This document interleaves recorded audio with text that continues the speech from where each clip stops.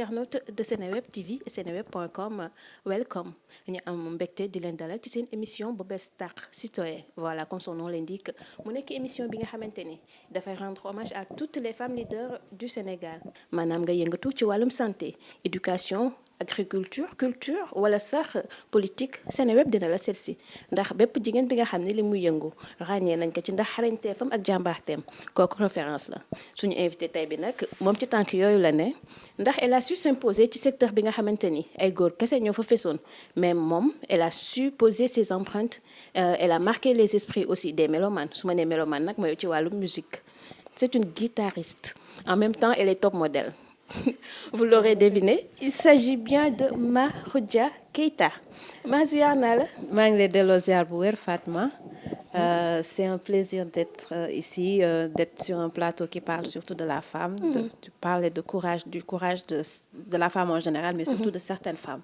waaw kontaan naa trop. gis nga de Seneweb dafa jagleel bi yoon dafa beral loxo comme on dit jigéen yi nga xamante ni ci domaine yëpp ay leader lañu fa yow tamit ci wàllu musique gis nañu macha allah yaa ngi ciy bay sa waar bu baax.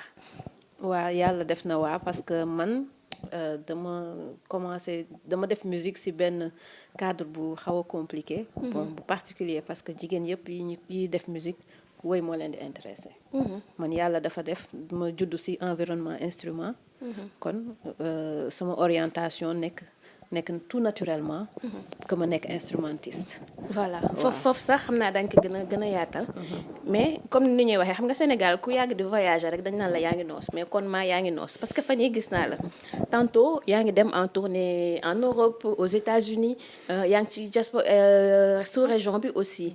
bëgg nañu xam déjà lan moo la forger ba instant yi on a vu que tu voles de tes propres ailes. macha allah ci sa enfance la. fan la force boobu jógee fekkee mën nga dellu si tuuti ci sa enfance une enfance difficile compliquée wala comme tous les autres. bon man sama enfance non difficile wul woon de. waaw c'était une enfance assez normale. C'est bon famille sénégalaise yëpp am nañ seeni petites histoires mais quand même. je peux dire que si en moyenne que sama enfance a été une enfance normale où je suis allée à l'école normalement comme ñëpp. où j'ai fait mes vacances comme tout le monde. et que j'ai reçu je crois les mêmes valeurs sociaux culturelle que toutes les autres femmes au Sénégal daal en général. waaw kon je peux dire que si loolu xam naa ni instant li ngay wax ni peut-être loxo yàlla rek la. te aussi dama jikkoo sama jikkoowu parents. loolu am na ci parce que man sama papa militaire la. formation militaire la te xam naa caractère boobu noonu hérité naa ko ci ma mère aussi elle était. Une femme qui n'était pas militaire ou quoi que ce soit mais elle avait ce caractère fort là xam naa ni xam nga boo amee ñaari parents yoo xam te ne seen caractère dafay fort c'est normal que mu déteindre si seen doom daal moo tax loolu mooy def nga nekk koo xamante ne da ngay am jom am personnalité. xam li nga bëgg ñu hausser on te voit toujours au devant du panneau. Voilà. C'est surtout ça. voilà foofu sax laa doon ñëw nga nekk doomu militaire xam nga doomu militaire rek bu ñu ko waxee. dañu naan une éducation assez sévère. loolu la ñuy jàpp mais dafa mel ni yow sa papa il était ouvert d'esprit. parce que moo tax mu bàyyi leen ku nekk am nga sa choix. waaw parce que bu doon yenn papaay militaire yi ku deewal damay def musique soit de fetal bi lay génnee ne la jàng wala ma rey la xam nga les pères militaires sénégalais là mais moom au contraire il a eu cette ouverture d'esprit et il a eu ce niveau parce que xam nga il faut un certain niveau intellectuel aussi pour savoir que cet enfant là il a telle ambition et c'est là-bas qu'il pourra réaliser de grands résultats et da ko comprendre mu bàyyi ñu ci biir ba pare encourager ñu parce que bon xam nga sama famille du man kese maa doon def musique léegi ñun suñu papa mooy suñu premier instrument yëpp paa moo ko jëndoon ba pare duñu encadrer aménager si commissariat bi noonu aménager benn espace pour ñu fay répéter yooyu yëpp xam nga moom moo ñu épaulé mais surtout mu jàngal ñu aussi que liggéey c'est quelque chose boo xamante ne da nga ko war a def rigoureusement waaw c'était pas que daf ñu doon punir wala quoi que ce soit mais quand même il a mis de la rigueur en nous ça c'est un fait. voilà ci wàllum ouverture d'esprit boobu sax ci domaine yëpp la. ndax ñi fàttali que sa papa mu nekk le célèbre commissaire Cheikhna Keita. seen kër war na neex de moom bu faree fii ñii far fee vous parlez politique à la maison.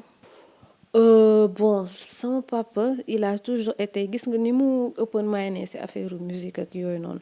noonu la open minded ci bépp choix bu nit def. comprendre nga. Que ça soit sur le plan musical ou politique wala que ça soit sur le plan social ku mu indi mu ne même góor boo ko indi mu ne kii laa bëgg mu ne la mu ne du ma sax xool ku yaayam ak kii bëgg nga ko rek dinaa la ko may. sama papa mentalité boobu la am si moom affaire yooyu safu ko. alors bon si bu fekkee kii far na fii c'est quelque chose qui le dérange pas su defee par exemple moi je parle beaucoup avec lui. su defee émission wala suy waaj a dem def émission dina ma wone ma damay waaj a dem defi lii après su ma seetaanee après ma woo ko ñu waxtaan si tatata. bon c'est une personne avec qui je suis très en phase. pas que lu mu def damay d'accord mais moi j'ai une certaine confiance en ses opinions. loolu moo tax loolu mooy gën a neexal waxtaan bi lui aussi il a une certaine confiance en nos opinions même si il ne les partage pas te loolu c'est vraiment rare dans une famille daal. d'accord moom boo amoon peut-être benn message boo xam ne da nga koy adressé parce que dafa mel ni fii à papa nga déjà. yii sama papa ça saute allé. son papa c'est le premier homme de ma vie. loolu moom amul sax discuter c'est le premier c'est sama premier xarit la c'est mon ami personnel. koo xamante ne dañoo partagé lu bëri dem nañ ba nekkatul woon suñu relation demul ba nekk sax ay papa ak doom ak yooyu noonu mais dañu dem ba nekk ay xarit dañoo dem ba fusionnel. loolu nag loolu moo marqué man sama relation ak moom et bon je tiens à lui dire que je l'aime beaucoup même si c'est vrai que on se le dit pas assez ici entre parents africains. mais c'est une personne c'est une des personnes les plus importantes ci sama existence. waaw macha allah. d'accord léegi bu ñu dellu siwee ci guitare bi balaa ñu ñëw ci guitare bi sax. qu'est-ce que ça te fait boo gisee peut-être yenn commentaires yi bu defee sorti après nga lire yenn commentaires yoo xam ne c'est négatif.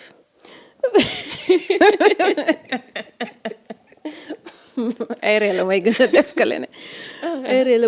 ka leneen. parce que bon man je me dis que xam nga mënoo ne que méttiwu la. parce que bu fekkee góor nga rek. bu fekkee am na loo xamante ne dañ koy jéem a taxal si sa der ak wala di soos ak yooyu noonu ça peut pas être quelque chose de facile à digérer. mais man tranquillité bi ma am mooy man xam naa ki ma jur kan la. bu fekkoon genre j'avais un mauvais père ou bien une personne mauvaise ou bien qui a des mauvaises valeurs ou bien qui a fait de mauvais actes. kon xam naa ne liggéey boobu du feeñ si ñun de ba ngay naan damay voyager maa ngi sësi maa ngi dem fii maa ngi dem faate kon parce que dañu naan liggéeyu ndey amu añ doom mais liggéeyu baay aussi de añub doom. waaw c'est un peu man noonu laa ko gisee man xam naa ki ma jur kan la et je me suffis de ça moo tax bon.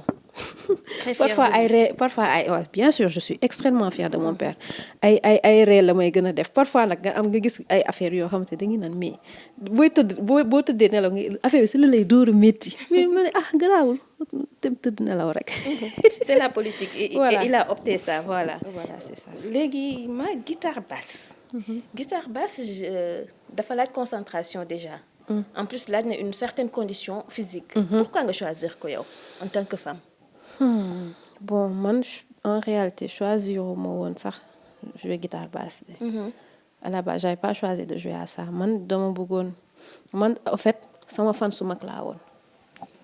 sama frère Jacques moo ko fan woon kon loolu sax moom pratiquement moo ma dugal ci musique. parce que dama bëggoon lu mu def rek ma def. bu bëggee woy man ak sama baat bu bon ma ne damay woy bu bëggee jouer guitare kii acoustique man tamit ma dem lijjanti sama benn affaire ne man tamit damay jouer. jusqu'à un moment où puisque groupe Také Famille commencé woon di former wu affaire yooyu noonu. kii amoon nañ guitariste amoon nañ kii jouer guitare amoon nañ batteur ak yëpp basse moo manqué woon te bëgg naa guitare ak yooyu bëgg naa téye instrument. ma lang si rek. c'était l'occasion. waaw mais je savais dans quoi j'entrais quoi parce que da ngay xool instrument boo xam ne dafa napp dalay napp da nga koy xool rek xam ne c'est un instrument très physique métti na et tout. waaw métti na ça demande beaucoup de conditions. sinon boo ko yàggula jouer doo màggaale boo jëlu soin si sa bopp mun nga bañ a màggetaale ndigg c'est des choses daal c'est des facteurs yoo xamante ne dafa ànd ak kii moo tax jigéen ñi ñemewuñ ko góor yi ñoom ñoo koy gën a jouer mais sant yàlla bu baax après j'ai pu m'accoutumer à l'instrument et j'ai pu aussi avoir la volonté de faire de belles choses avec. voilà gis nañu sax parfois bu ngeen di guitare benn moment dafay mel ni da ngeen di tomber en transe. bon wala kii bi mooy dugg bu baax. trans bon loolu c'était pour man c'était avant comprendre avant moom bu ma doon jouer dama doon tëb di dal nanana mais après avec la maturité tu arrives à un certain niveau d'âge et de spiritualité boo xamante ne. ah d'accord je me disais que sax du ngeen ko tey. bon à ce moment-là là autant avant c'est vrai daa ko woon tey bien sûr parce que c'est des choses qui viennent naturellement. waaw mais après aussi loolu c'était moo tax ma ne la c'était avant loolu xam naa kii avant les années 2018 2019 mais de plus en plus ngay màgg comprendre de plus en plus tu prends de l'âge de plus en plus tu comprends certaines choses de la vie loolu après loolu parfois ça change un peu quelquefois. léegi tu matures nga bokk daal. ah ouais mais c'est normal quand tu prends de l'âge c'est sûr que tu prends en maturité. voilà en plus ñu rappeler que ni en même temps top modèle nga mannequinat lan moo la si dugal. bon man j'ai toujours su que même sans maquillage parfois je peux être très photogénique. moo tax après yàgg nañ ma proposer pour jël ay photos ak yooyu noonu. photo wu ji kii léegi nag benn jour j'avais envie de faire plus que ça. parce que j'avais envie d'essayer dama mës a am curiosité wu ay podium ak yooyu noonu. léegi nag après j'en ai parlé à une amie. mu ne ma je crois que ce qui serait mieux c'est que nga jàng métier bi. comme nga intégrer benn agence de mannequinat. J'ai intégré l'agence You et Là qui a fêté ses 20 ans d'existence le vendredi passé. Ok. def naa fa 2 à 3 ans jàng parce que jàng kii bi jàng mannequinat et je regrette pas d'avoir fait ça parce que am na aussi lu mu changé parce que mannequinat du question ngay dox cokki noonu rek mais dafay am lu kii dañ lay jàngal aussi pour nga am plus de je sais pas plus de prestance et plus de grâce. ak assurance dañ la koy day yokk dara daal. waaw dafa am ça c'est un métier qui te sert toute ta vie. waaw loolu moo ma dugal et yàlla baax na le temps que j'ai fait def naa ay Fashion Week Dakar Fashion Week événement soo faatu yi ak yeneen défilé aussi. D'accord. Et comment tu arrives à jongler entre mannequinat, cinéma, mode? Parce que cinéma aussi ce domaine-là. Bon, joué naa quelques épisodes rek si kii série bi Idole. waaw mais temps yi nag j'avoue que musique bi moo gën a jël je sais pas ça a pris plus ces 2 dernières années je sais pas qu'est-ce qui se passe mais ça a pris beaucoup de temps. waaw il y a des périodes nag qui sont comme ça il y a des périodes yoo xamante ne musique dafay siis. dafay siis loolu bu mariage bi ñëwee yokkaat beneen bu boobaa nooy gérer ñaata la sax dina gën a bari de bu mariage bi ñëwee dina gën a yokku de. Bon, ça dépend aussi. Moi, loolu, je me dis que ça dépend. Mariage, moom, ça implique toujours que pas que tu sacrifies ta liberté, mais que tu aies plus d'obligations. Mais ça dépend. Loolu, tout ça dépend du partenaire que tu choisis. Moi, je parle même pas pour moi, mais du partenaire que tu choisis et que li ngeen di waxante à l'avance. Pour man boo régler yu bari à l'avance. bu mariage ñëwee mun ngeen bañ a sonn mais mun ngeen sonn moins que de coutume quoi. waaw man noonu laa ko jàppee organisation la rek. léegi à quand le mariage xanaa ay 2023 moom jeex na. yàlla bon man defuma fixation ci mariage mais yenuwuma sama bopp non plus naan kañ lay ñëw wuy sama ndey lalali la je fais pas man defuma gën naa indépendante ko loolu daal. mais man yàlla bu ko indee ma xam ne indi na ko yàlla bu ko indeegul ma xam ne indeegu ko rek de toute façon du ma ñàkkuma lu ma def waaw c'est ça c'est surtout ça daal. c'est comme ni ko wolof di waxee lu jot rek yomb voilà waaw yàlla bu signé sa ordre de mission loolu laay wax ni yàlla bu signé sa ordre de mission nga dem waaw. voilà ma ñu nekk à la veille de la présidentielle. léegi yow en tant qu'ambassadrice yan taxawaay parce que gis nañ ni tu portes le combat des albinos fi ñu toll nii. bu daan jot rek bu ñuy wax élection rek fit yëpp. du ñu am affection bi sax kese. fit yëpp parce que xale yi dañ naan dañuy sàcc xale yi. dañuy sàcc tamit albinos yi ak ñeneen ak ñeneen mais yéen yan précaution ngeen jël.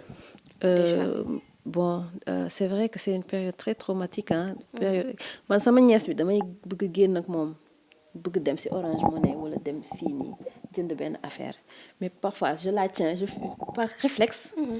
dama koy téye fu ruqe foo xamante ne elle n'est pas à portée. sa xel du dal. comprendre imagine xale bii nii amul albinisme amul dara bu may génn ak moom sama xel du daal sàggamtuma ak nag ñun. waaw c'est quelque chose boo xamante ne c'est dommage sax parce que si la question se pose c'est que le problème il est là. waaw c'est que il y a cette psychose là on n'a pas eu de problème en 2019 parce que déjà les associations ont beaucoup communiqué pas seulement man bi may diriger mais association albinos yëpp. Ils ont fait des activités ils ont créé des cellules ils ont fait beaucoup de communication man 2019 may fàttaliku def naa communication bu bëri pour yan précaution le albinos yi war a jël en période de campagne. man mii sax même man mii sama bopp campagne bu jotee damay limiter samay sorties instant yi may naan man xam naa ni moom. Dakar dama koy gi. c'est dommage ah. man mii sax je pense maa ngi naan est-ce que war naa toog Dakar parce que instant yi c'est dense xam nga dama koy xalaat mais à côté de ça c'est surtout la communication.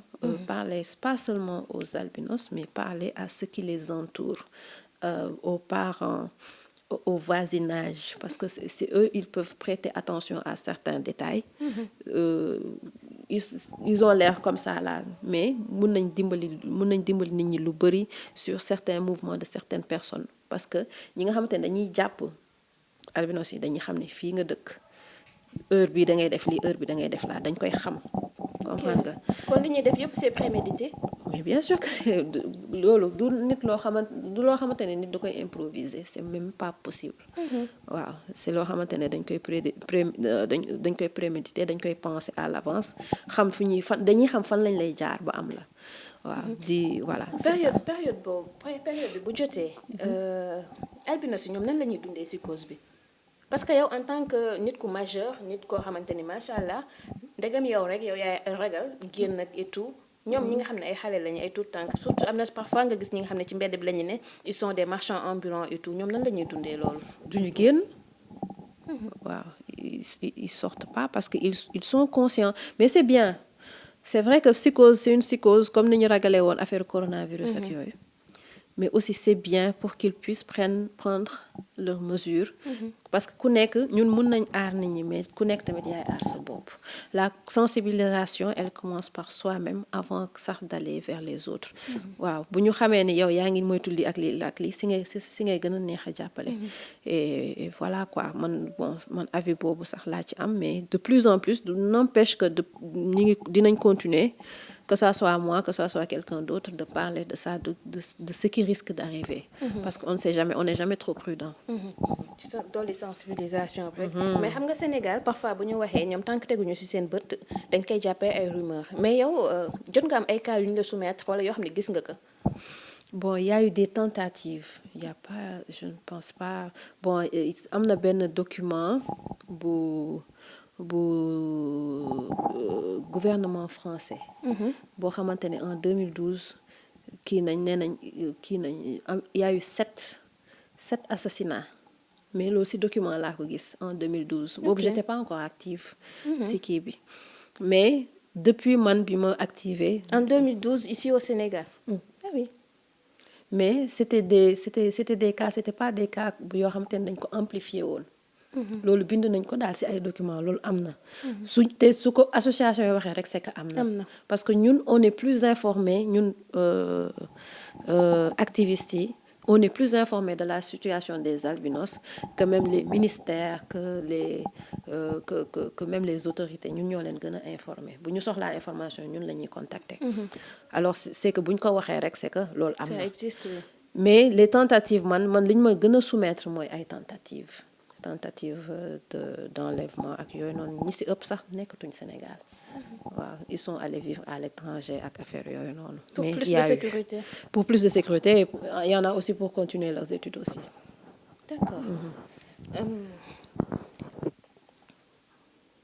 léegi croyance mystique yooyu selon yow d'où est-ce qu'elles viennent. yi croyances mystiques parce que Afrique dafa mel ni Afrique bi yëpp la. paraît-il c'est des croyances yoo xamante ne ça existe depuis plusieurs siècles.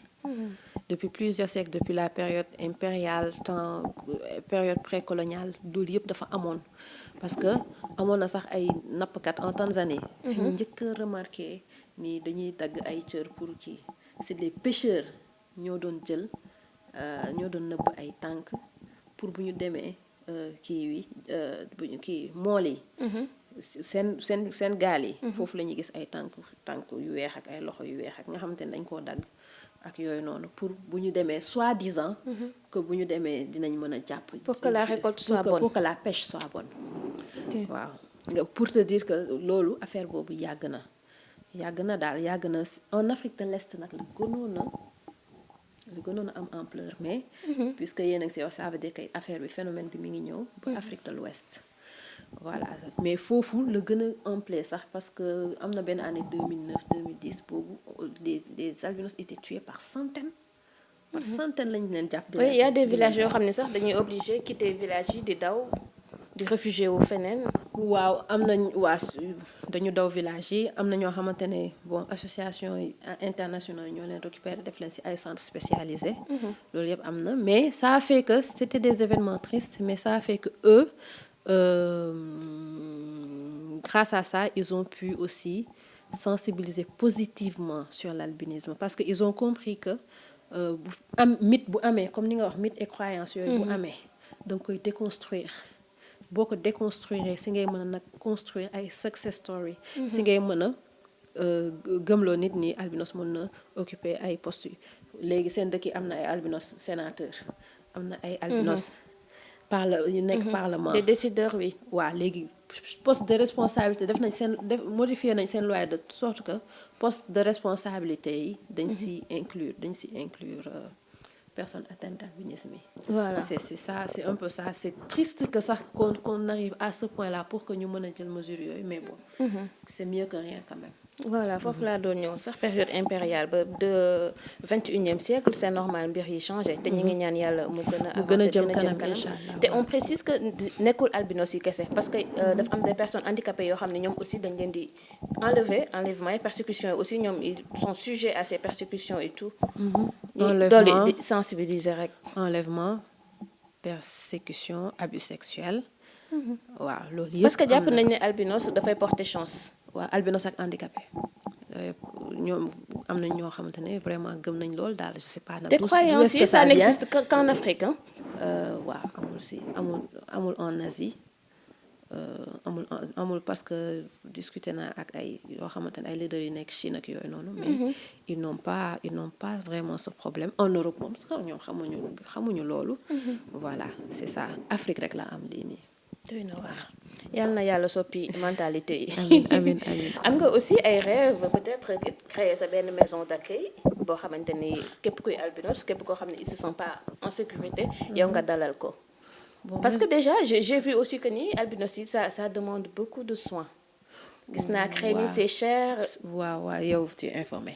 Bon maison d'accueil man j'aime bien l'idée des maisons d'accueil mais moi je suis plus dans l'optique de l'inclusion parce que si on les met à part aussi dañuy am trop l'habitude de vivre entre eux. c'est vrai aussi kese ak yooyu.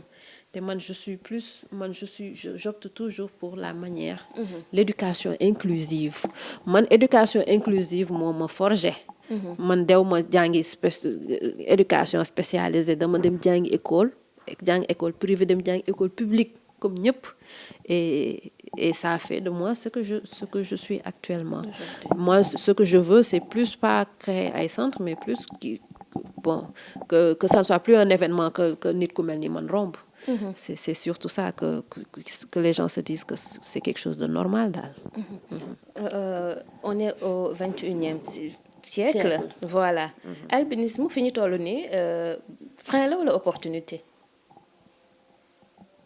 Bon, il y en a qui disent que c'est une opportunité, mais bon, moi je n'ai jamais perçu ça comme ça. Mais c'est pas un frein non plus. Moi, je me dis que tant que tu as société moom tant que tu es capable de faire quelque chose, ils auront besoin de toi. C'est quand tu n'es pas capable de faire quelque chose qu'ils n'auront pas besoin de toi. te yàlla def na même si c'est vrai on a la peau fragile suñu bët yi dara baaxu si mais am nañ ay capacités physiques ak intellectuelles yoo xamante ne parce que am nañ ay xam nga man albinos yi ma xam yëpp c'est des personnes qui ont une bonne mémoire. dañuy mën a jàpp lu bëri ak yooyu noonu te ñoom ñëpp la du man kese.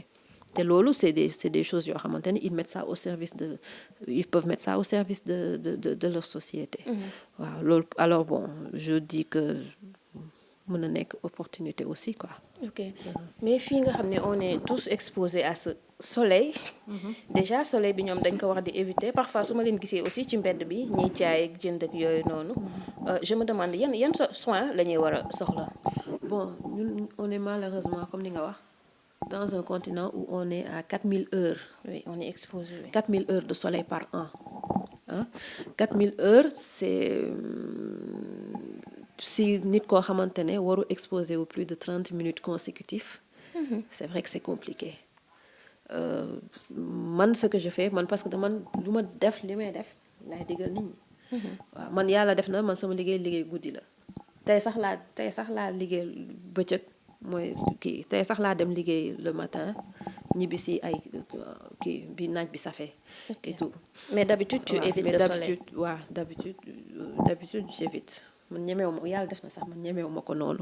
am na ñeneen ñoo xam te nag dañ koo ñemee da ngay wax bay bëgg a dee mais c'est un peu leur nature. baaxul si ñoom parce que déjà ces suites d'exposition là mooy indi par exemple ñu am ay lésions mooy tache yu ñuul. lésions cutanées yi. tache yu ñuul lésions cutanées après mooy nekk cancer.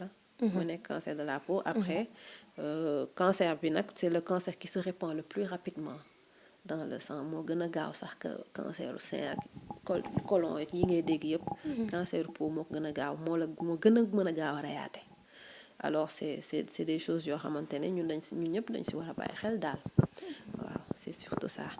voilà bàyyi xel heure yu ñuy génn surtout ça. c'est surtout ça. waaw aussi crème solaire yi am na mais hygiène de vie aussi amaale na si. d'accord bu ñu ñëwee tamit ci cadre léegi nii da nga wax tu as parlé de maturité boobu am na benn rapport ak sa diggante ak Cheikh Ibrahima Niass Mame Baye. waaw ça c'est sûr moom kañ c'est sûr moom ça xam Baye Niass ça change une vie. comprendre nga man ça a beaucoup changé ma vie que ma dem ba comme ni nga wax daje ak Cheikh Ibrahima Niass. dafa am lu bari loo xamante ne comprendre ko da nga koy comprendre. mus naa toog ci benn concert Fada Freddy. boobu mu doon wax ni que ni yaram soxlawee nourriture. noonu la noonu la sa ruuxu soxlawee. da nga koy nourrir du ko nourrir. comprendre nga te nourriture boobu c'est l'amour moom noonu la ko expliquer. te ñun taalibe Baye suñu nourriture spirituelle mooy bëgg Baye Niass. noonu laa la ko mën a expliquer. le et parce que. jamono ji moo toll benn kii moment boo xamante ne ñun dañuy daw dang et tout ça dinañ ut dërëm dinañ ut lekk dinañ naan dinañ sëy dinañ solu et tout mais on ne se préoccupe pas de qu'est-ce que ton âme a besoin. et c'est hyper essentiel c'est ndekete léegi laay wax.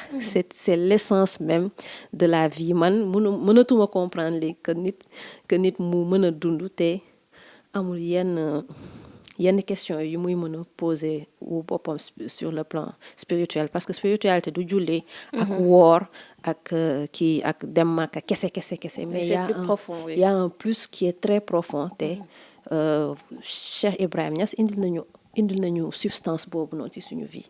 alors c'est normal que c'est vrai que après man dama changer sama lu bëri sans me rendre compte changer ni ma solo changer sama lu bëri li ma doon def waaw changer ay affaires yu bëri daal sans entrer dans les détails mais voilà. En 2018 nga découvrir Mame Baye Niass. waaw c'était en 2018 dama demoon Kaolack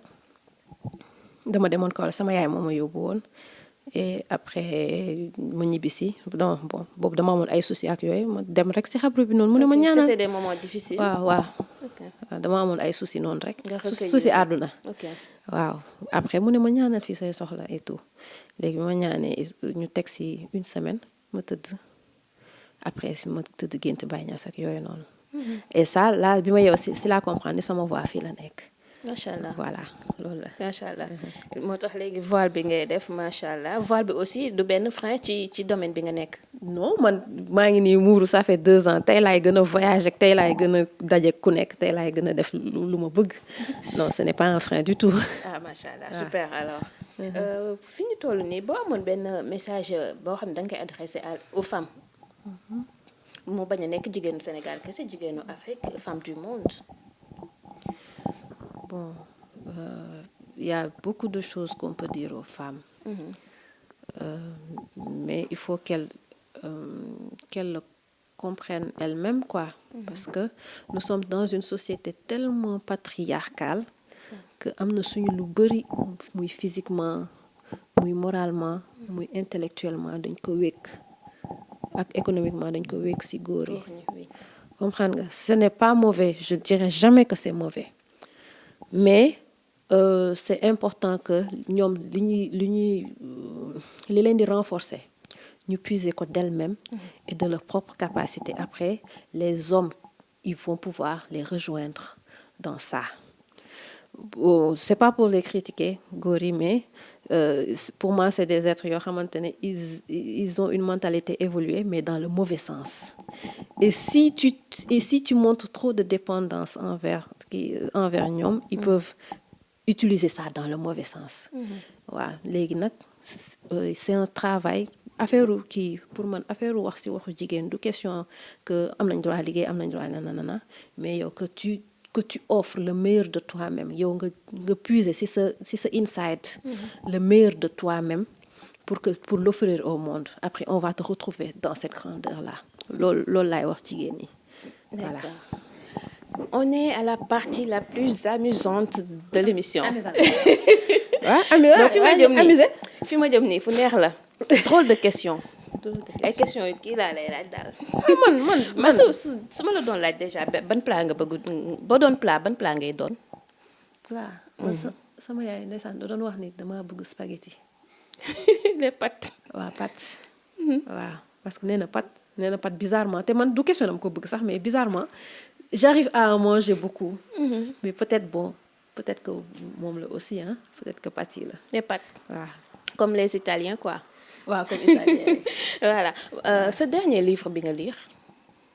50 nuances de gré. de gré no comment foofu duma fa waxaat dara. ban proverbe africain moo la gën a neex. proverbe africain. africain. wala proverbe rek. man proverbe bi ma mujj kii proverbe américain la de bi ma mujj dégg. waaw ba tey. Coco Chanel moo ko wax. La beauté commence lorsque vous commencez à être vous-même. ok loolu Coco Chanel moo ko wax. super waaw loolu pour jigéen ñi la ko waxoon justement. voilà boo maa bu tey la ma adulte mature ban question la mën a jox maa bi nga xam ne moom moo amoon ay 17-18 ans.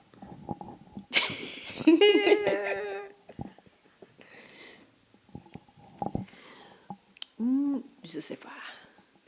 Pour man moom. Parfois doo toog nga ni su ma xamoon bi ma amee tel âge boobu wala nga ni bon li ma def ba ma amee ay tel âge je regrette bu doon tey. waaw si am na ay affaires yu ma regretté kañ. am na ay affaires yu bëri yu ma regretté. comme lan. bon parce que man maa bi amoon 17 ans. quoi qu'il en soit moo gënoon timide que maa bi nii. waaw dégg naa tooñkat bu mag nga. waaw man parce que j'ai envie de lui dire mais yow bouge un peu. waaw dama timidoon de. mais waaw mais xam nga rek avec le travail avec beaucoup de choses loolu dafay dañ. ok. waaw. Si tu étais un pays à part le Sénégal ban pays ngay nekk. man pays bu bëri humeur lay nekk bon du ma nekk Australie parce que Australie dafa bizarre foofu moom dafa sori peut-être États-Unis États-Unis. waaw. Parce que parce que man dama bëgg environnement boo xamante ne tu peux retrouver toutes les races toutes les cultures et xam nga pays bu nga xamante ne sa xel dafay libre ak yooyu noonu. man je suis une femme très très libre dans ma tête. waaw États-Unis voilà. Et ban qualité moo la gën a neex ci nit ak lan nga dul pardonner nit aussi. qualité bi ma gën a neex ci nit. bon qualité yi de. drôle de question ah. non qualité yi moom na nga baax rek. na nga nekk nit koo xamante ne da nga que tu sois une bonne personne nga yéene nit ñëpp jàmm. loolu soo ko nekkee rek c'est kii affaire adduna bi moom du alal du kii mais nga mën a nekk nit koo xamante ne tu peux composer avec n'importe qui. loolu kii défaut bi ma bañ moom mooy fen. déteste le mensonge et tout ça man mënuma supporter nit koo xamante ne day wax benn affaire mu leer ko dans sa tête que li muy wax du dëgg man loolu. je sais pas man xam naa lu ma ko mënul la man parfois du ma ko fen du ma leen fen de j'essaie de dire quelque chose qui n'est pas truc mais j'y arrive mënuma ko. j'y arrive pas alors je choquée de voir parfois des personnes yoo xamante ne aisément lañ koy def. waaw. question bi nga xam ne nag bii moom sénégalais yi ñoo koy laaj depuis bi nga quitté groupe Takefa. waaw même question bi rek la gars yi di laaj ba tey xam nga sénégalais yi ñun dañoo sopp. waaw lu tax maa quitté Takefa. yéen a ngi si lu tax ba tey yàlla la. yàlla moo jékki-jékki rek ëf sama noppi ne ma maman jugeel fi. d'accord waaw nga préféré waaw. après ma voler de dem tes propres ailes. gis nañu tamit production yi macha allah. jigéen bul door aussi bi. ñëwoon di sensibiliser contre les violences. faites aux femmes voilà. Est-ce que Sénégal am na reconnaissance envers ces artistes. parce que dañuy gis bu ngeen demee à l'extérieur. foofu dafa mel ni fa lañ leen di gën a jox gëdd et tout. dañ lay traiter comme ay princes comme ay rois. Sénégal bon je voulais pas mentionner des anecdotes il y a un artiste qui s'est plaint récemment que il a été mal accueilli dans un truc dans une xawma article la xawma plateau xawma sax cas bi nu mu demee ma ne man au fait mus nañ kii bi ñu bindee man sama tur bi ñu ma cité ci benn ay journal comme le Times ak Télégraphe li ma gënoon a kii marqué mooy sama tur dañ ko bind correctement sama tur te interviewé wuñ ma sama tur ak information yi am ci man yépp c'est des informations yoo xam te ne du ma ci teggi dara pour te dire que ñoom leur travail d'information et leur respect surtout parce que il faut savoir pouvoir respecter un artiste pour pouvoir sax parler de lui. Mais loolu malheureusement ce n'est pas toujours le cas ici au Sénégal mais ce n'est pas seulement la presse mais c'est en général que voilà que boo demee kii pratiquement man bu may dem ay tournée sama guitare duma ko laal duma ko téye waaw mais fii rek laay dem ñoom ñoo la koy téye waaw sama guitare duma ko téye bu ma xasee wàcc ci avion bi fee sama guitare téyewutuma ko. kon ñun Sénégal wax nañ jógaat ci suñu bopp. mais c'est un fait c'est un fait daal c'est que ce qu'ils ne comprennent pas ici c'est que être un artiste c'est un travail. oui comprendre nga comme ni. qui nourrit son homme en plus. waaw quand même quoi qu'on dise. qui doit nourrir je sais pas si ça nourrit son homme ou pas. tant que voyager du la nourrir bu fekkee Sénégal gi ngay toog rek du la nourrir.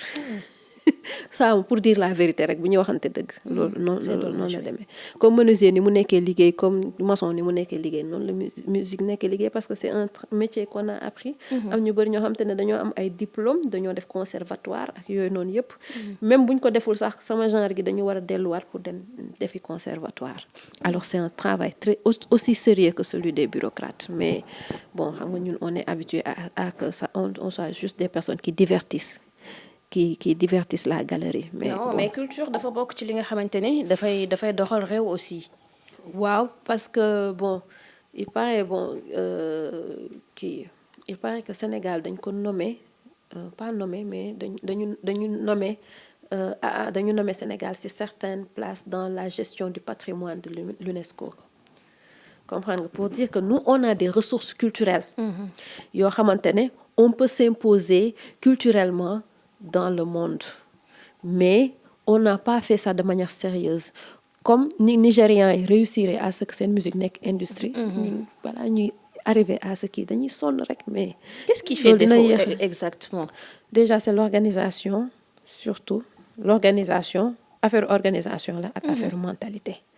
ak affaire habitude kii société sénégalaise moom c'est une société qui marche avec les habitudes maa ngi ko doon wax keroog rek ñun lu ñu xas a tàmm def moom si la ñuy woy pourtant que defuñu on n'a pas l'habitude de changer nos habitudes et c'est ça qui nous handicape. D'accord. Récemment aussi gis nañu États-Unis ba nga fa demee am na diplôme bu ñu la jagleel ba nga jeexalee sa mission bi la fa yóbbu woon. waaw parce que dama demoon mission diplomatique dama bokkoon ci benn programme culturel la aussi boo xamante ne dafa réunir 25 artistes de 18 pays dans le monde des 5 continents.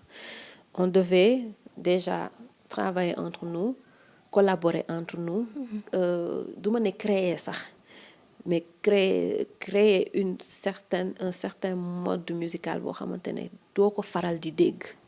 ñun loolu moo ñu fa yóbbu woon on était dans incubation lañ nekkoon ak création pour créer benn ay sonorités yoo xamante ne kenn mësu koo dégg ci àdduna ñun loolu moo ñu fa yóbbu woon en même temps renforcer suñu relation suñu pays respectifs entre ñun ak États-Unis et en même temps promouvoir pas socio-humanitaire mais relation inclusion sociale de toutes les couches que ça soit les couches vulnérables mais que ça soit aussi les couches de différents racialement.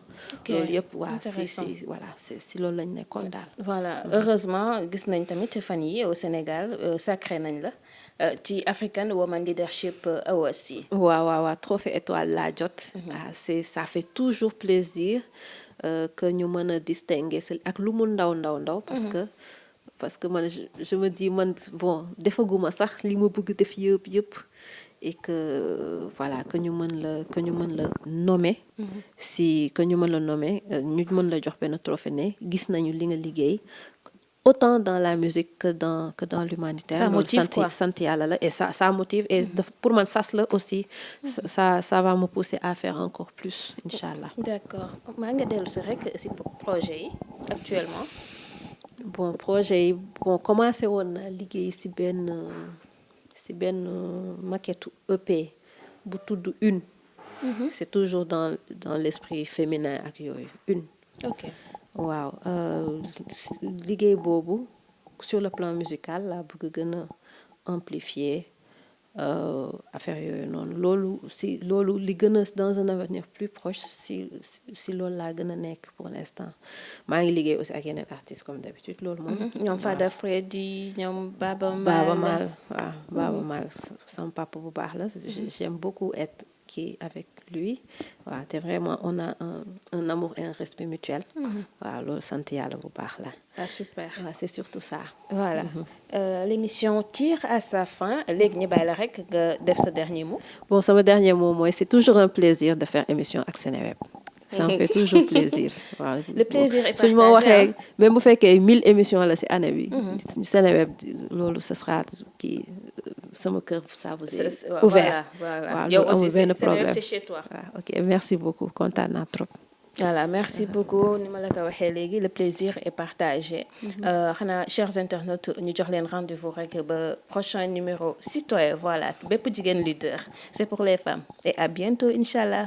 Bye bye. Merci.